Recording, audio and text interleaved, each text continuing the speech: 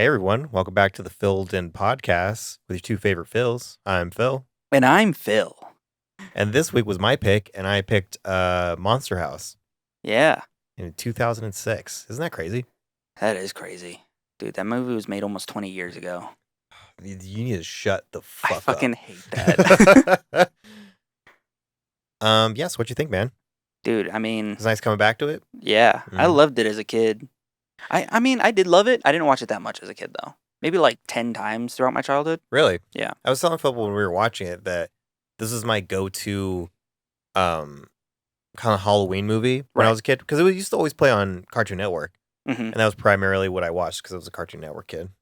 See, I watched it on DVD. That's how I watched it as a kid. No, it wasn't even my DVD. That's just how I watched it. Oh, really? Yeah. It was Justice and Issa's DVD. No, it was just like the movie that they had playing on there all the time. hmm I remember like because it's one of those movies that I'm really afraid of because I'll watch it and then I'm like, "Ugh, I hope it holds up, and like it's still pretty good. But I was watching it, honestly, kind of have a better appreciation for it now. Yeah. Like, there are so many jokes that went over my head that I didn't know were in there. Yeah, like Chowder, fucking Chowder's entire backstory. his sad child, like home life. Yeah. No, I mean, the writing was really fucking good. hmm But, I mean, we found out at the end there's a reason why. Yeah, who was it made by? It was made by It was written by Dan Harmon, It was right? written by Dan Harmon. And I don't know what he had to do with it, but Steven Spielberg did something about it. Yeah, because it was his production company, right? Yeah. That was so insane. But honestly, watching it, I get it Yeah. because like it feels like a Spielberg thing that he would want, Yeah. like an adventure, like a young adolescent adventure It movie. feels very Goonies. I know he Yeah. didn't make that, but I think Spielberg would make Goonies. You know what I mean? I do know what you mean. I know exactly what you're talking about. But yeah. Do you think that this got Dan Harmon Community? I don't do you know think what that was he pitched- doing. He was doing other stuff before Community though, right? I mean, Monster House. Clearly. Wait, when was Community? I think it was 2008, Huh? That'd be crazy if it did.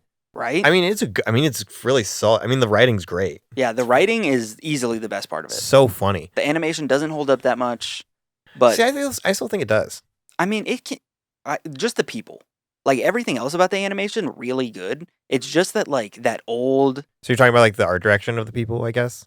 Yeah, it's just like proportionally, people looked weird in older. Like you remember how Andy used to look in the original Toy Story? Yeah, They just couldn't get humans like down a right. freak. Yeah, But I don't know, man, because I was watching it, and you know what I was thinking? I was like, I bet this would be really good as a claymation for some reason. dude, I think so. Yeah, I right? think that'd be really cool, like a Coraline style. Yeah, That'd be really because cool. I keep thinking that it was for a little bit. I don't know why, but coming back to it, I just realized it's just 3D animation. It just looks kind of like clay. I guess it's because like the humans' like hair and stuff looks like really chunky, Right. so it looks like it's like a malleable thing. hmm I wonder why we didn't do Coraline for the Halloween. We'll have to do it next year hmm because I've still never seen it. Philip's never seen Coraline. Yeah, that blows my mind. Yeah. I feel like you would love it. Yeah, Sam loves it. Why I have you mean, not seen it yet? I just Especially since Sam loves it. yeah. I mean, well, Sam doesn't show me movies. You know what I mean? Do you really primarily show her movies? Our relationship is 100% me showing her media.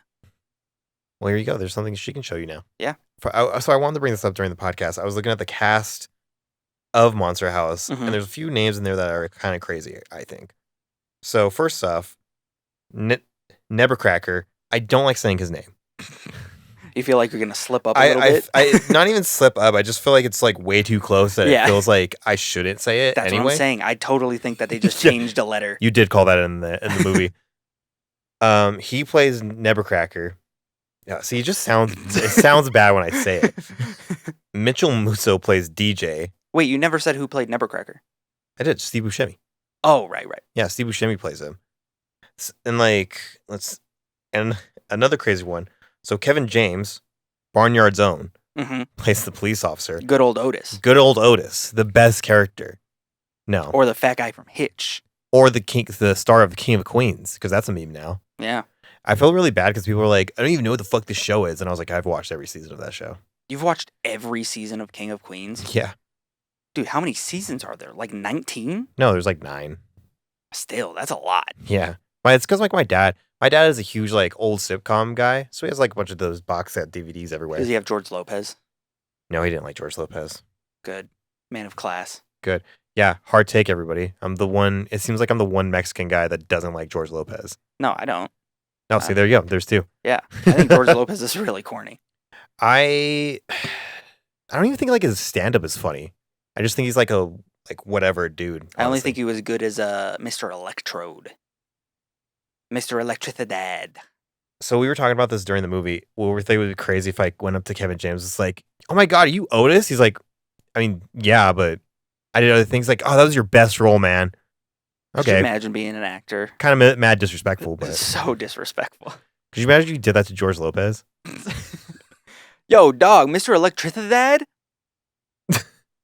He's like, I bet he wouldn't even remember what he did. Oh, no, absolutely not. Yeah. He's like, what? What are you fucking talking about? The Shark Boy, is like that kids movie? Yeah, I was there for a day. In front of a green screen, Well, your best work, man. I'll tell you what. Honestly, the peak of your career. Okay. That'd be such a disrespectful way to come at a celebrity that you like. What are other celebrities you think you could do that for? Oh, you could do for a lot. What if you went up to The Rock and you just reference, like, you know how he was in Wizards of Waverly Place for like one episode? Was he? For like That's 30 insane. seconds. You're like, yo, you're the dude from the Wizards of Waverly Place. What? It's like, I bet that's one of those things like he will never remember. Oh, no. Of all the stuff he's The roids have probably made him forgot by now. No, man, he's all natty. I hate when fucking people tell me that. I hate when I work out with people and they're like, I want to look like The Rock or like Arnold. And I was like, no, you won't. Unless you're doing the amount of steroids they're doing, yeah, you won't. Yeah. Did you hear how he fucking just ripped his gate off of his, like, of its hinges? I did hear that. Barehanded? Yeah, disgusting. Humans don't do that. You shouldn't be able to do that. That's literally a joke that they play in Superman stories. Yeah. Where he accidentally like crushes a knob or something. Yeah. That's fucking disgusting. But anyway, back on this, I wanted to say, so... Who played Chowder? Do I know him? Sam Lerner? Nope. Don't know him. Let me see what else he's done. I cannot believe he did this. He looks like a grown-ass man. Well, I guess he does. He's in 2006, so never mind. I guess he is a grown... That was 20 years ago. He is a grown-ass man. He was in nothing that I can really reference to you, I think. Nope. All right, that's fair. But do you know who played the black cop in Monster House? I know his voice. I thought I did. Is it Eddie Murphy? No. Who is it? Nick Cannon. It is Nick Cannon. Dude, that's fucking... I saw that and I was like, no shot. That's so weird. That's so weird. Isn't it crazy that Nick Cannon still has money? After all the kids he has? Yeah. He has like 40 different alimony checks that he has to... And considering the amount of income he has, it's probably a lot, right? What is? Because, like, don't they base, like, alimony off, like, how much you make for your income? Do they? I think so, right? I guess. Yeah. I mean, like, if you would make more... I guess that makes sense. Yeah. I could also be wrong. I have no idea. But even still, even if it's not based off how many kids he has, he's not, like, that rich. You know what I mean? The money has to disappear quickly. I mean, but is he, though? Is he what? Like, yeah, I feel like he's moderately rich. I bet he doesn't have more than 20 million. Oh, no more than 20 million, yeah. Well, he has like 60 kids. The money's going to disappear pretty quick. How many kids does he have? I think it's like 16 or 17. At a certain point, man. That's like $1 million a kid. Bro, get it snipped. Yeah. Like, what are you doing? I think he wants to do that. He does it intentionally. Why? I don't know, spread his seed or something. Spread the Nick Cannon seed everywhere? Does he have a kid with Mariah Carey? I don't know. I'm looking up who played Bones in the movie. Hell yeah. My favorite character? It was the crackhead rapist? It was Jason Lee. Who's that? It's Dave from Alvin and the Chipmunks. Holy shit. Right? Man, that guy can just not catch a break. All he plays is like fucking losers. Also, you said like you were talking about Mitchell Musso's like drug addiction. What was that? Can you run me through that again? I may have been wrong about that. He had an Sorry, Mitchell. He did no, don't be sorry. He did some fucked up shit. I just don't know if it was drug related. It might have been DUI related. Okay. Because I know I was just. I thought he was the one who like stole from that store, got caught robbery. No, that's the fucking ginger rapper from Lemonade Mouth. Lemonade Mouth. That's right. Yeah, he got like armed robbery charges. Disney money ran out quick. I think it's not even Zeke and Luther was not shit. I tell you what. That was a fucking deep cut, dude. I don't even know if anybody would remember that show. You don't think? No. Oh. I barely do. Yeah. Wasn't he in Pair of Kings? Nope. That was not him. That was not him, no. No. That was Mitchell Musa. Getting back onto the Monster House. Took a really weird tangent there. Yeah, sorry. No, it's okay. I like it. I like this movie because it feels like a young adventure again. Yeah. It feels like it's a movie with heart. Yeah. You know? I think from the start of the movie to like the end, it feels like a kid's fantasy of what would happen. Yeah. Where they so they start off, there's just like a rumor about a house and it does all this weird stuff. And then they investigate it and you find out like all this more stuff. And then it like escalates to this giant fucking battle. Yeah. Against the sentient house. That's insane. Yeah. And that's kind of, if you guys don't know, I'm very passionate about movies, about television, about music. I mean, yeah, that's why we're doing this right now. That's why we're doing this right now. Mm-hmm. But I write scripts in my free time to try and pitch a show. Yeah. And I've been doing a lot of research on how to write something similar in vein to this, where it feels like a classic, like 90s, early 2000s coming of age story. Yeah. Which it literally is. It is, yeah. And I was just trying to dissect like how those work to try and write them because they have such a specific feeling and a flow to them. And a flow that I like. The Goonies effect. Yeah. Like it's hard to replicate, honestly.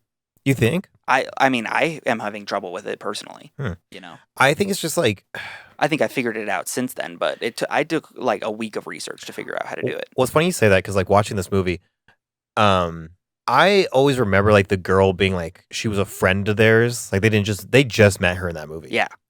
But like later on in the movie, it kind of just feels like she was part of the crew. Yeah, she was there since day one. Yeah, and then at the end, they're like, all right, we'll meet again and hang out another day. And I was like, oh, yeah, they really just came crashing my world down. Yeah, she literally met them the day before. Yeah. And then hung out with them for a day. I don't even think it was that. I think she met him like that day. Yeah, it was early Halloween morning. You're right. Yeah. That's insane to me. That's why I say it feels very like Steven Spielberg-esque. Yeah. Because that's like his bread and butter. That is his bread and butter. What do you think it is, though? Like writing-wise? Like what have you dissected from it?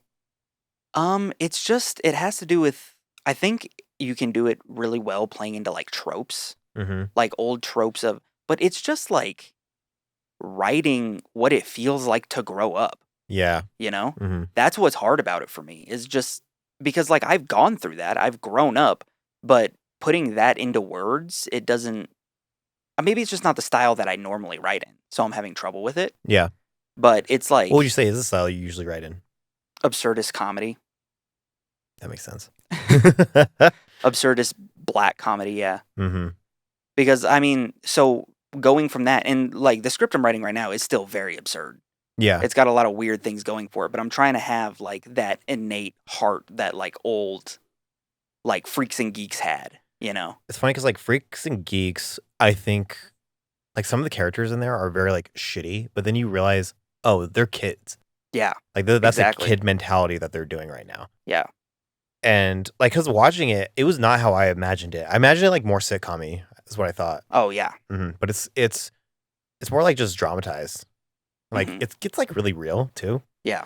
And that's kind of what I want to do because I want to write something that I love when TV shows and movies are able to write something that's just fucking dumb, but makes you hurt inside so bad. Yeah.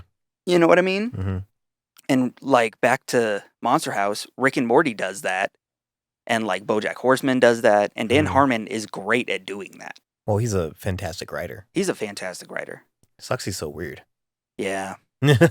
I mean, and his research showed like what he does shows up in so much things that I research about writing film scripts. What does he do?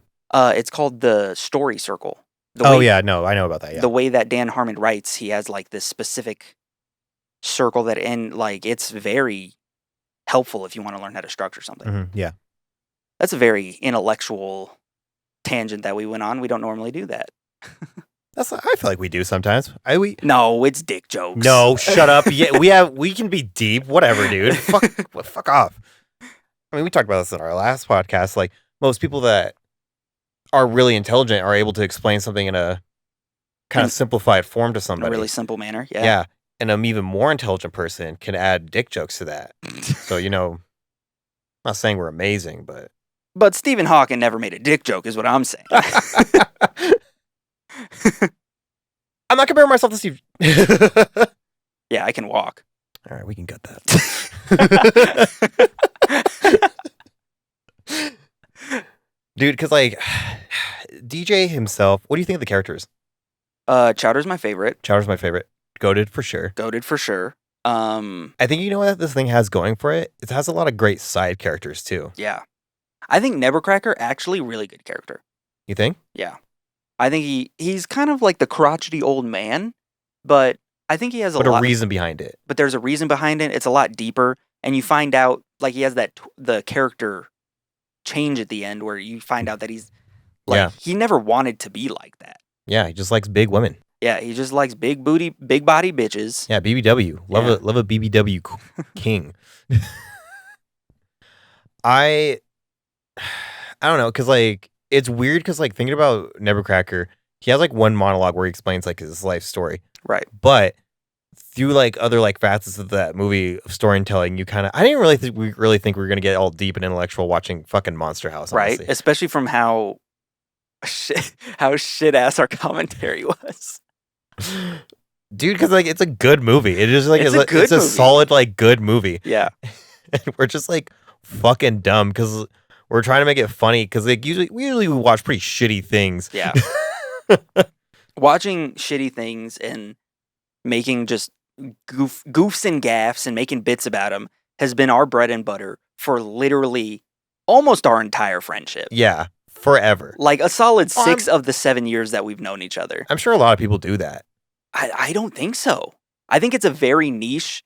I think a lot of people do it, but I think it's very niche to people who are chronically online. You think? Yes. Oh. Because I've talked to people and I'm like, yeah, we were just watching this like dog shit movie, like Tall Girl or whatever. We were like, yeah, we were watching this dog shit movie. I'm sorry. You mean the Masterclass movie Tall Girl? Shut the fuck up. Did you see that opening scene with the blue and the yellow books? Yeah, it's symbolism for her tallness. Anyways, I talked to people and I told them that like we would watch dog shit movies and they would look at me like I'm fucking crazy and they're like, you intentionally watch bad things? Oh yeah. And I was like, yeah. Love it. Yeah, it's literally like I have as much fun watching horrible things and making jokes about it as I do really paying attention to like a deep immersive piece of art. Well, I mean, like we've watched movies that were like, this is a very great movie. Mm-hmm. And we still like make a little jokes every once in a while, but we've like been enthralled in a movie before. Yeah. Yeah, you and I have the ability to where like if a movie grips us, then it grips us. Yeah. And like we shut up. We do not talk the whole time. Wow, do you think that's us or I think that's like the movie.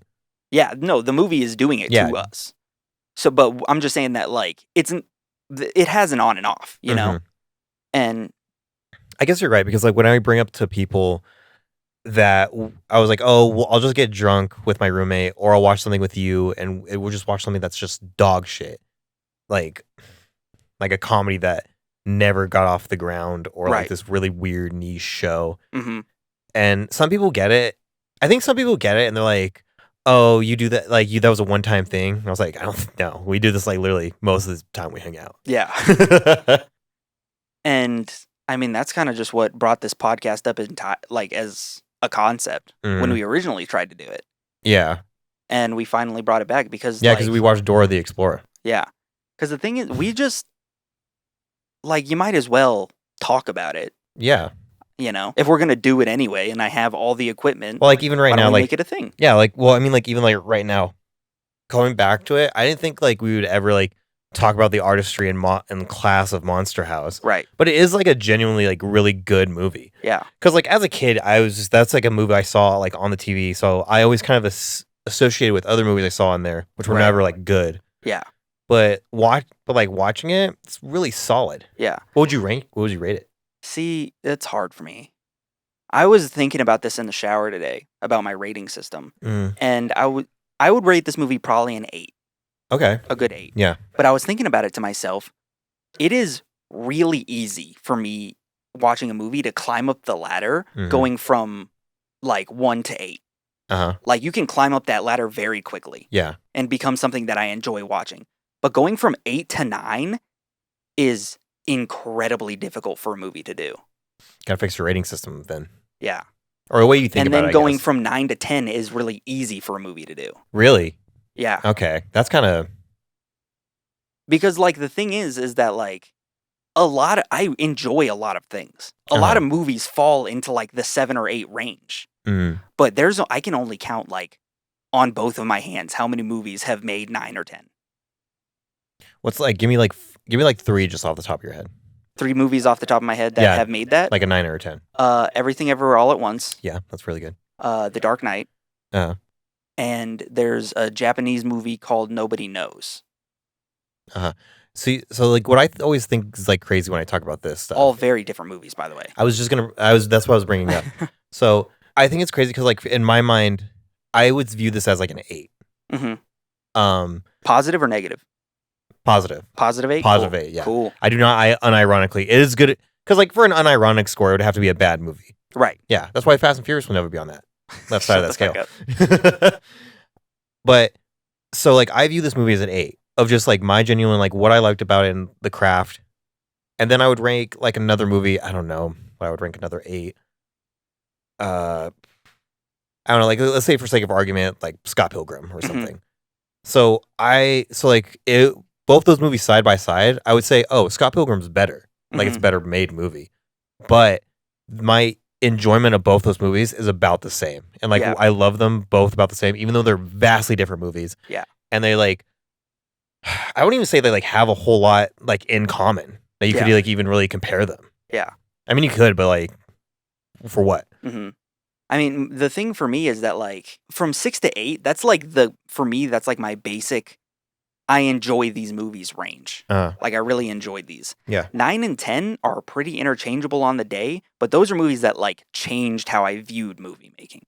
Yeah. You know what I mean? I think for something to be like a 9 or a 10, it had to like visually get like a reaction from me. Yeah. Like whether that's good or negative, or I had to like sit with me, or like kind of in the pit of my stomach a little bit. Like a movie that I wouldn't give a 10, but I would give a 9 is Infinity War Endgame, if that was one movie. But I mean, I wouldn't even but that was just because of the buildup. You know what I mean? Well, see, because like I talked about this with my dad before, because he was like, we were talking about favorite movies. He's like, my favorite movie is The Godfather. And I was like, okay. He's like, would I say that's the best movie ever made? He's like, I don't think that. He's like, I think there's a case you could make for that. He's like, but I would never say that. Yeah. And he's like, well, like, what's your favorite movie? And I was like, oh, probably like Into the Spider-Verse, like the first, Into the Spider-Verse. And he's like, well, why? And I explained like, because the art craft and like my love of comics and like just seeing them, like it's like honestly seeing a comic book come to life. That's your favorite movie of all time now? Not of all time, but it's like in my favorites. Okay. Or like I said, like Alice in Wonderland was like my favorite. I thought it was Toy Story. Huh? I thought it was Toy Story. Toy Story's up there too. Yeah. For me, it goes like right now, because I really thought about this, because Into the Spider-Verse is like really new. So you got to give it a minute before I be like, oh, it's my favorite movie. Right. But like, so I would say like right now would be Into the Spider-Verse, the first movie, Alice in Wonderland, and Your Name. All animated movies. Vastly different. Really? Yeah. See, that's what you said about Into the Spider-Verse is kind of funny, because other than The Dark Knight, the 2 other movies I talked about, Everything Everywhere All at Once and Nobody Knows, from when I watched them, the first viewing that I had, they both immediately shot to my number 2 favorite movie of all time spot. Well, it's funny because like I had that same feeling, but I was like, I'm gonna sit on that though, in case my view changes when I rewatch it or something. And I rewatched it, I was like, it's still great, it's still amazing. Yeah, it's up there. It deserves that spot. I think I give it like a grace period before I put it up. Right. What's your favorite part of Monster House? When Chowder turns around, he's like, "Yo, Gigi, you got any beer?" That part was so good. He just knew a girl was in the room and was like, "This is gonna hit." Kiss my hairy butt.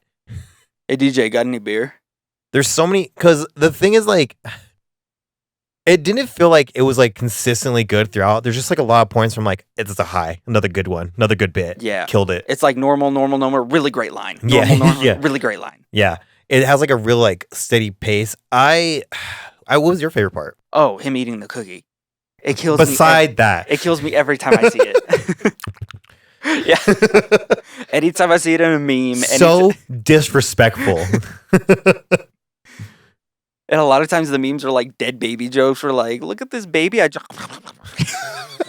shit fucking kills me. Dude, that's what I'm saying. Is like there's so many good side characters. There's this like random nerd guy who's just like all knowing in the arcade. Yeah. And then you have Bones, this shitty guy that was in a band. Yeah. And they all play like a specific part in the movie of like giving lore. And they're going on this adventure and they need to interact with each one of these persons. It feels like they're going on like a quest. Yeah. And you know, I noticed that and they got like a party member with the girl, and yeah. I do that a lot when I write. That's like my favorite type of character, is a character that just, they have one thing for him, or like for Skull, for example. His one thing is he's a nerd. He's comics, video games, whatever. But they just go. Like that is they just go into that so aggressively that like it almost becomes a good character. So that's what makes it even though they only have one thing. Well, that's what's like we're so great about it, because most of the time when somebody's like into one thing, you get like this like, oh, they're pretty cool. Mm-hmm. So like when you write a character like that and that's like their mastery of something, you want to know more about that mastery. Yeah. If you want to like break it down. I don't know, man. I just like, I think like all the side characters like really like come together. Oh, also I forgot to mention who played the dad. It was Fred Willard. Who's that? He has one of those faces like you'll know when you see it. What if it was Fred from YouTube? Oh. Yeah, see? Okay. I feel like these are like some like really weird casting for this, but they all work great. Well, the thing is, I think you're viewing this movie as like a direct-to-TV movie. This movie was in theaters. It was a big movie. Yeah, I guess that's true. I am thinking of it like that. Yeah, it's not on the same level as like that fucking movie that we were talking about before with the shitty cousin. I can't believe we still cannot figure out the name of that movie. Yeah, I can't either. Oh, wait. Is it like the Scary Godmother? Is that what it is? I think it's called The Scary Godmother or something along those lines. But yeah, this movie is not on the same level. It is a Scary Godmother. Hell yeah. Nailed it. Oh, that was gonna. She is horrifying. Just an absolute fucking monster. Sorry. Anyway, we get back to Monster House. I think it had like a lot of like really good, and that's the thing. Like going into this world feels like cohesive and everything like just makes sense and like how everything operates. Because it feels like a close knit suburb. Yeah, it's funny because like the more we watch the house, the more we are okay with the idea of it just like growing arms and like attacking these kids at the end. And the way they designed the house made it look like, they made it act and look like a person. And they did that in such smart ways. Yeah. Like just the like architecture of the house itself, it was a face. Yeah. And it just like you would, if you just looked at it and you didn't know this movie was about a house coming to life, you wouldn't assume that. You wouldn't look at it and be like, that's a face. You'd be like, that's a house. Well, there's like moments where like she's dribbling the basketball or like the door will like come open and it'll like be like inviting so that she can trap you or something. Yeah.